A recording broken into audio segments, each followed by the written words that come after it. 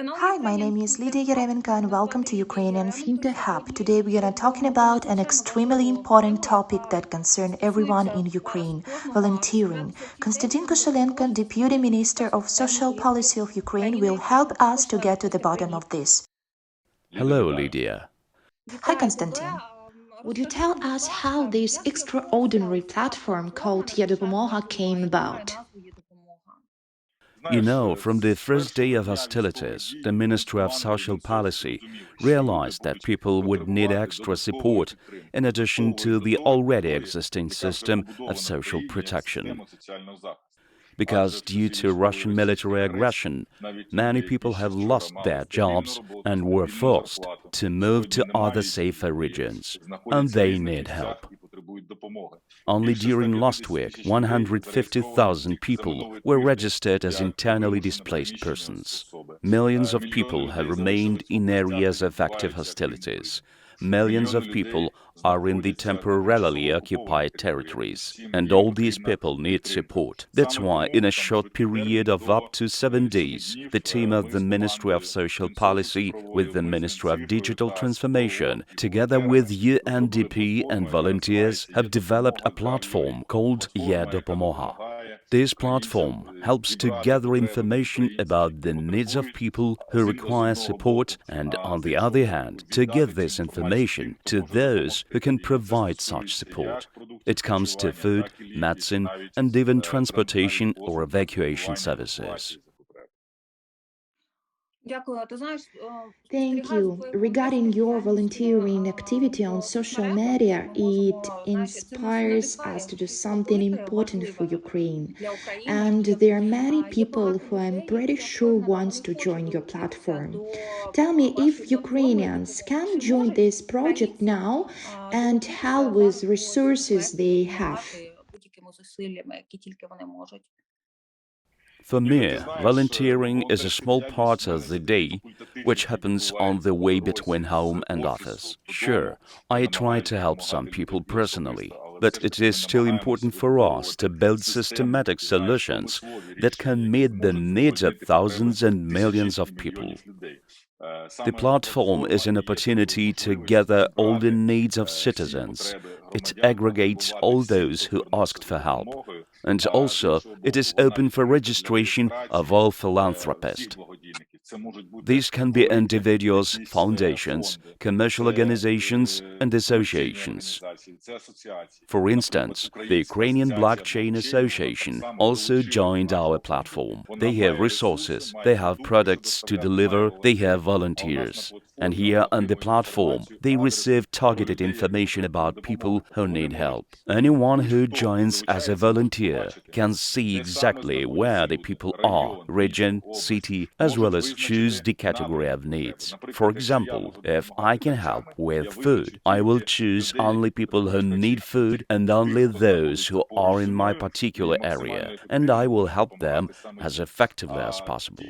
And those who are able to deliver aid via logistic operators or postal services can operate across the country, focusing on the humanitarian aid group they have. At the moment, the news says that we have to trust only proven sources, and in fact, it's great to hear such a message. Would you tell us how ordinary people in general can find information about eDopomoga and which media or other information resources can be trusted in that? Generally, we disseminate information through official channels such as websites and social pages of the Ministry of Social Policy and the Ministry of Digital Transformation. We also rely on reputable media that bring information to Ukrainian people, such as television and YouTube channels like yours, so that everyone knows that help is nearby and it can be requested. You also can find the eDopomoga website simply through Google or under the tag eDopomoga and join in. The platform is made as simple as possible and you can use it from your computer or even smartphone. We are working every day to increase the functionality of the platform and make it easy to use. Certainly, today we will talk about what to expect in the future, and I have such a question already prepared. What will happen after the war is over? But now I want to ask, what are the types of support provided by the platform, and what do we see when we visit this landing? You can help with groceries, medicine, hygiene products, household items, clothes. In general, these are all essentials for people, and in fact, everyone determines such a need for themselves. If we look at the statistics, the demand for food now prevails. Almost 50% of all requests are food kits, long-term food that does not need a refrigerator, etc. This is what people really need.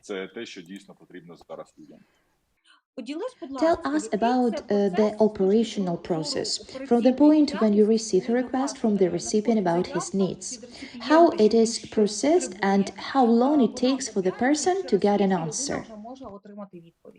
Thank you for that question. The process is built so that a person fills out a simple form. He gives his phone number, fills his address and the request. All this information is stored in our internal secure database. A philanthropist who registers on the platform can see impersonal information about who needs what. And only after a philanthropist has confirmed his readiness to provide assistance does the contact center contact us in order to transfer specific data to the citizen to whom the delivery is to be made. Also, at this moment, there is a verification of the citizen, whether he is in touch or the need for him is still relevant. Thus, we know for sure that when a philanthropist starts working, he will bring a person exactly what he needs and what he needs now. The same user can act as a philanthropist as well as a recipient. For example, if a person needs something today, she can make a request. When her financial situation stabilizes in a couple of weeks and she will be able to help someone else, she will also have the opportunity to do so under the same account. For those volunteers who understand our functionality, we have created a Facebook community, and in this community we discuss both humanitarian aid and technical issues related to the work of the platform. We understand that it is necessary to make a quick decision, and it must be stable, scalable and professional. Let's get back to the statistics. How many people have already received help and how many volunteers have joined? You're also talking about one of the foundation or an association that helps you. Just excited to hear numbers. Talking about numbers, during the launch week of the platform, we received more than 4,000 appeals from citizens, and more than 40,000 citizens visited the platform. 97 of these requests have been closed instantly, and about 70 are in the progress, so people can help today or tomorrow. Every day, we increase the place of attracting philanthropists, volunteers and donors because at the moment there are more requests than people who are ready to help. But we are balancing it, and I'm sure that in a couple weeks we will reach thousands of applications that will be processed and closed weekly. Can people or companies join you and help with cars, drivers, or transportation? Do you have such information about cars or services that are in demand right now? Anyone who has logistic resources also can use our platform to find someone in need. In fact, I knew volunteers in Kiev who said that they had a car, had some money and fuel, and were ready to help someone. I showed them a smartphone and said, look, here you choose an area, Dniprovsky, Pechersky, Darnitsky district, where it is convenient for you to help. Choose a category, choose people and do it. And guys turn on very quickly this way. As for the demand for evacuation, in fact, we have 57% of requests for food, 15% of hygiene products, less than 10% for transport and evacuation services. I think this is due to the fact that Ukrainian railways are working heroically Now, so people moving between cities can also move by railway transport. You communicate a lot with volunteers. Can you share your opinion on the situation with volunteering in general? What do you think about it? In fact, my understanding of volunteering is as follows. Volunteers always complete and close areas of responsibility that the state has not yet had time to close. At times like this, when a certain problem just grows every day and when it involves millions of people, when things that happen have never happened to us before, and I hope after our victory they will never happen again. It is important that in addition to power and people already working for the state, volunteer movements are included side by side. And the most important thing is coordination. A lot of people say they are ready to help, but they don't know how to do that. The platform eDopomoga is the answer to the questions of such people. I can see that our international partners provide us with a lot of humanitarian aid. And can it be that we in Ukraine will not have enough hands to handle it? What is your opinion about it? You know, that's the challenge of involvement and coordination of volunteers, because there is a huge demand for certain incoming humanitarian aid in the western regions of Ukraine. Then there is a logistical task of transferring humanitarian aid to other regions. Here, our regional military administrations work harmoniously, so this logistics is going well.